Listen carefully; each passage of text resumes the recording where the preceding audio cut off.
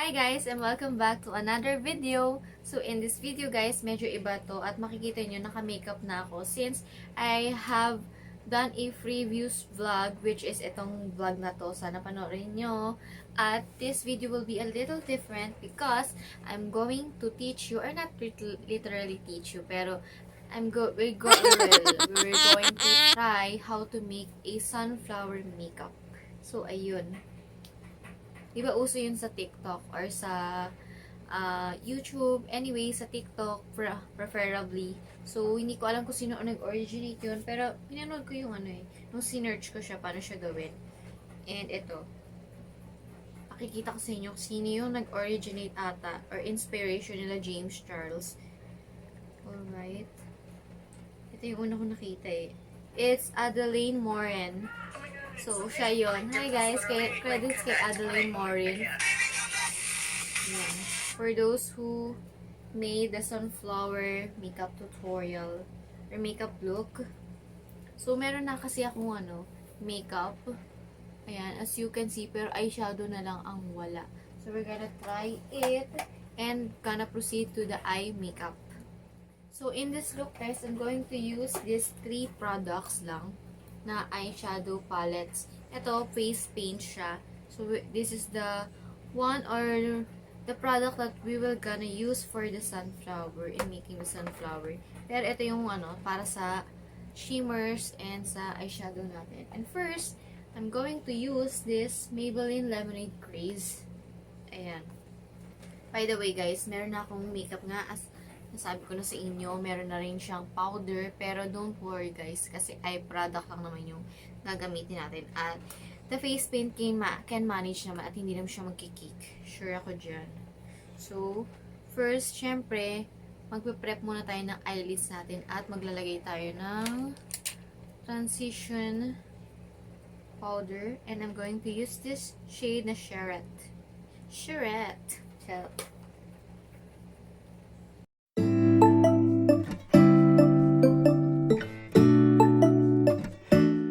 So, this makeup naman is very easy lang naman siya. At hindi naman kailangan ng over makeup. Ayan. Overly done na eyes. Kasi, mas magpo-focus tayo dun sa sunflower style. So, anyway, I'm going to use this Lemonade Craze. At, anong brush ba pwede? Napaka-subtle lang talaga nun. Sana meron ako ng palette ni Jeffree Star. Napaka-pigmented ng mga product na yun. Ito lang yung yellow kasi na meron ako. Meron ako yung BYS kaso hindi din siya ganun kapit. More on pink and violet kasi yung mga shade ng eyeshadow. So that's why. Yan. Kailangan pa natin unting hustle guys para ma-afford yung kay Jeffree Star. Work hard muna. So, kailangan pang ilang beses mong i-apply para lang maging visible yung yellow. Literally na visible. Pero hindi nyo nakikita Mukhang may hepa lang yung mata ko. Ganun yung itsura niya guys. Ganun siya ka-subtle. Mukhang may hepa yung mata ko. Ayan. So, powdery pa. Pa ng maraming application para siya visible. Parang mas pigmented pa yung Gagamitin ko na ng fingertips. Mas pigmented pa yung ko, Innisfree ko na eyeshadow. Anyari, bes.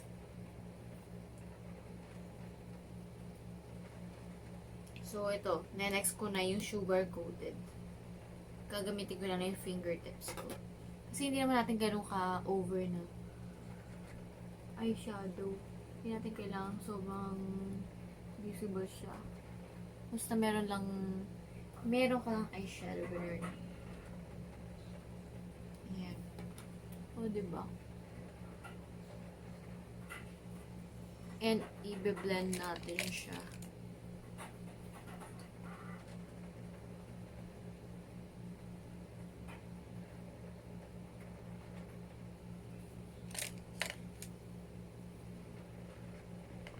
So, maglalagay tayo ng onting hint dito sa gilid ng dark. Itong old-fashioned.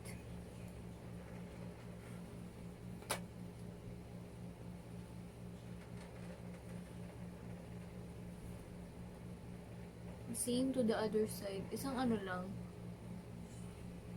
Yan, pack lang. And then, sa kanya i-blend.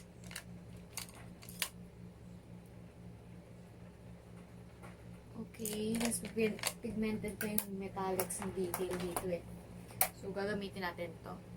Itong metallics ng detail. At itong talita. Patungan natin. Gagamitin ko na lang yung fingertips ko at nakikita nyo.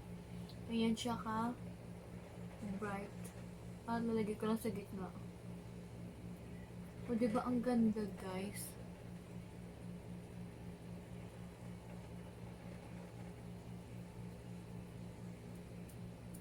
Saan na ba yung ano? Para medyo maayos.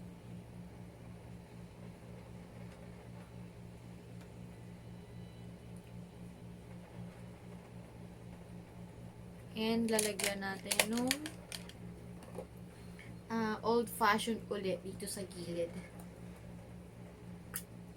Ito. Saan na ba yung pinamagay natin?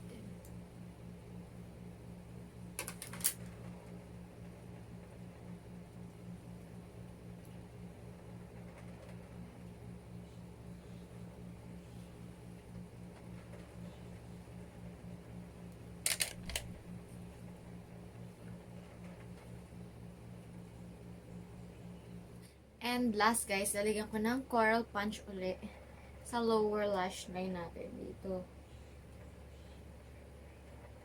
Diba?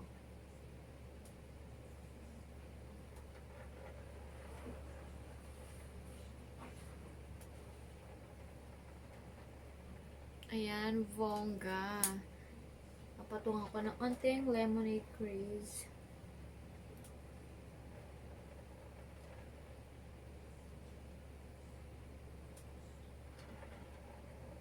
Ayan. And lastly,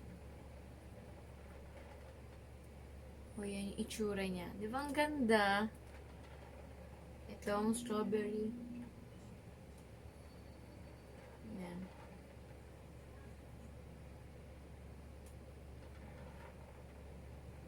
Pinutungan ko ng strawberry lemonade. Oh, ang ganda ng effect niya. And next is, gagawa na tayo ng sunflower sa ating face. So, actually guys, hindi naman mahirap tong step na to. Is, kailangan nyo lang talaga ng brush.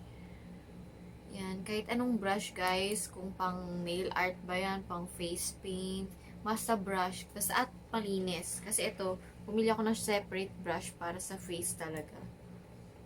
Since gumagawa ko ng mga exotic look-ish.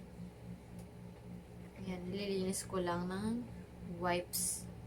At I'm going to use the iMagic Professional Cosmetics na face paint. Ito itsura niya. 12 colors siya. And I'm going to use the yellow color. Ayan. I-dip nyo lang ng ganyan. Pwede na yan. And make sure na ikutin nyo guys. Kailangan sobrang payat ng brush pag ilalagay nyo. Okay, let's start. Ayan, magdodraw lang kayo ng X.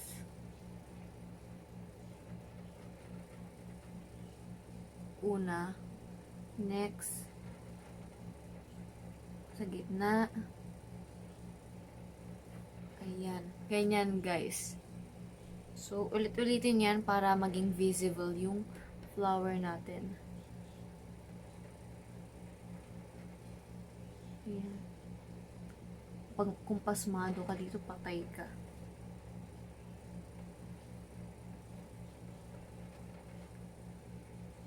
So, yan na yung flower natin.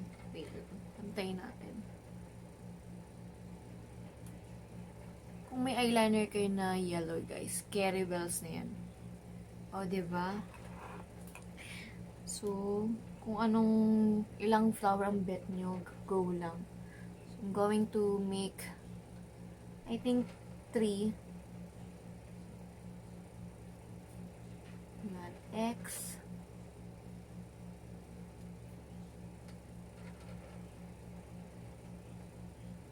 And then sa gitna.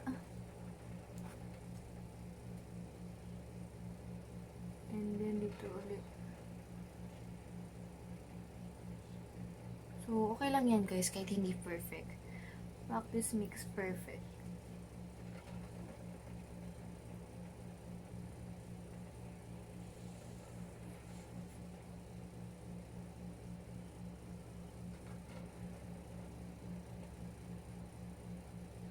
Ayan. So, parang medyo malaki to. Ikot ulit natin. Ayan. And then, dito naman. Or dito na lang kaya. Dito na lang isa.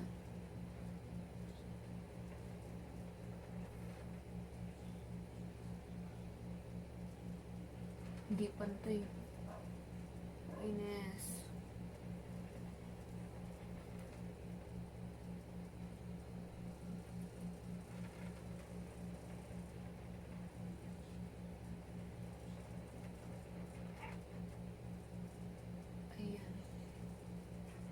Okay, yan yung itsura ng base natin. Ayusin natin.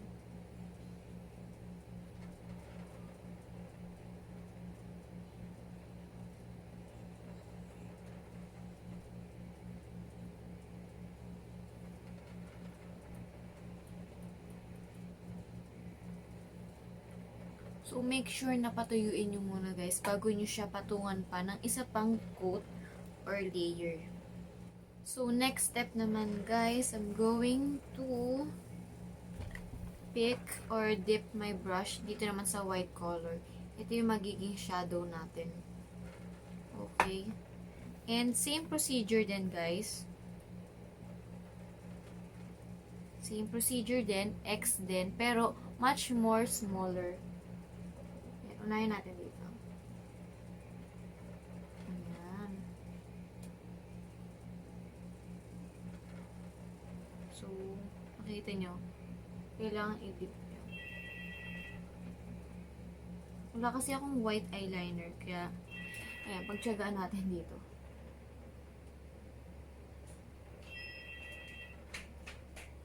Ayan, na-mix na, pero white dapat. Pwede nyo ding, lagyan ng brown kung gusto nyo medyo kita. Pero ako, ito, pwede na to.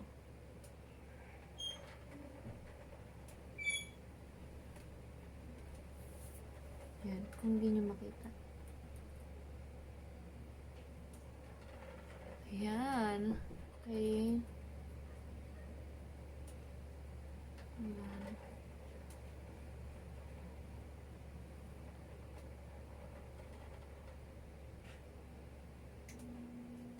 And move on naman tayo dito sa part na to.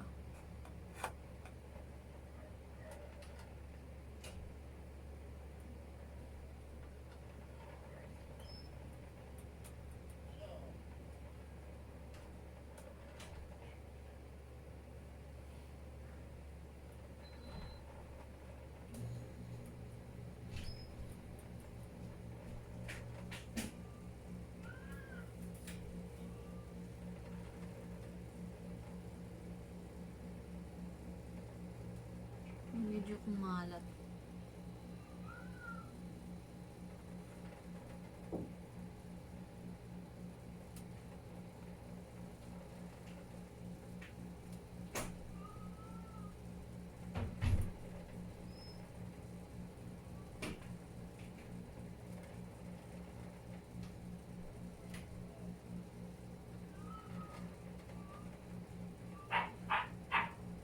Ayan. So, ayan yung itsura niya, besh. And, same procedure. Ayan, lilinisin ko muna. And, same procedure again.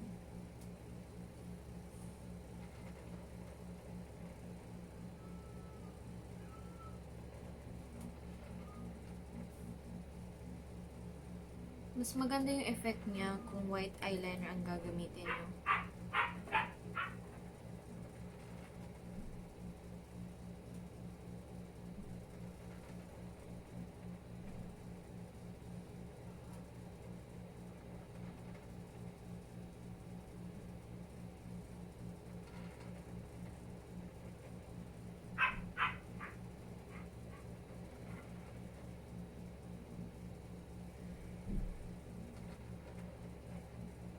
Ayan.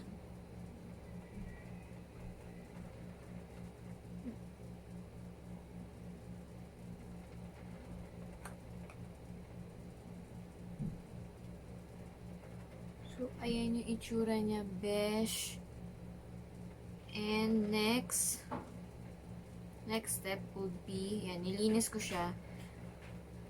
Lalagay nyo siya ng dot sa gitna. And I'm going to use the brown shade. Instead na black, kasi mas maganda brown. Pero pwede rin eyeliner yung gamitin nyo. Wait lang, hindi marunong.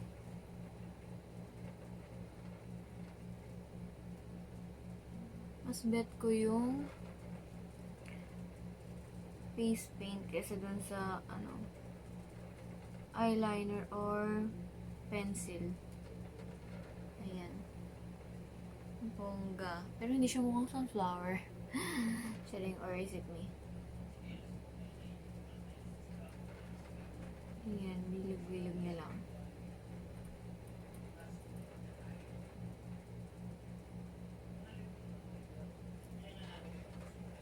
O, diba? Next dun sa, last.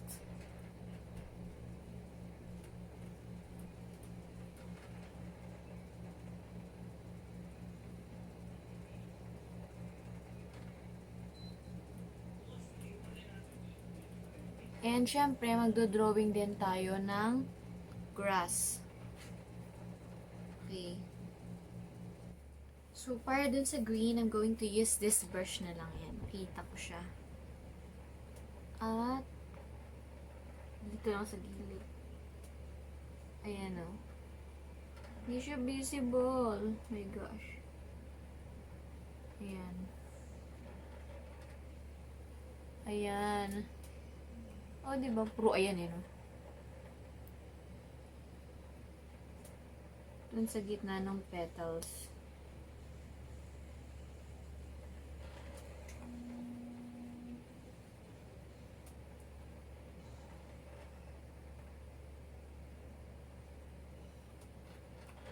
Ganun lang siya, guys. Ganun lang sikreto niya. Mukha siyang mahirap, pero madali lang siya talaga pala. Ayan, tapos dito. Okay, ayan yung itsura niya, guys. Ang cute! So, hindi ko na gagawin yung dito, or gagawin ko pa ba? Hindi ko alam. So, gagawin na lang din natin dito sa kabilang side, guys. At, I'll be back. Hi guys! So, ayan. Tapos na natin gawin yung sunflower. Ginawa ko na yung sa kabila. At ito na yung aftermath niya. Yan yung itsura niya, guys. So, sana natulungan ko kayo kung curious kayo paano gawin yung sunflower na face paint or paano siya i-draw dun sa ating face. Ganyan lang siya kadali, guys. So, hindi mo akalain, di ba, na sunflower siya. Okay? Bongga. So, sana nagustuhan niyo itong video na to. At kung hindi pa kayo subscribe sa aking YouTube channel, subscribe na kayo, guys. At if you want to be notified on my future vlogs, just click the bell button below, guys. So, I hope you knew or you learned about this video on how to do the sunflower thingy. Thank you, guys, for watching. I hope to see you next time on my next vlog. Bye! Missing someone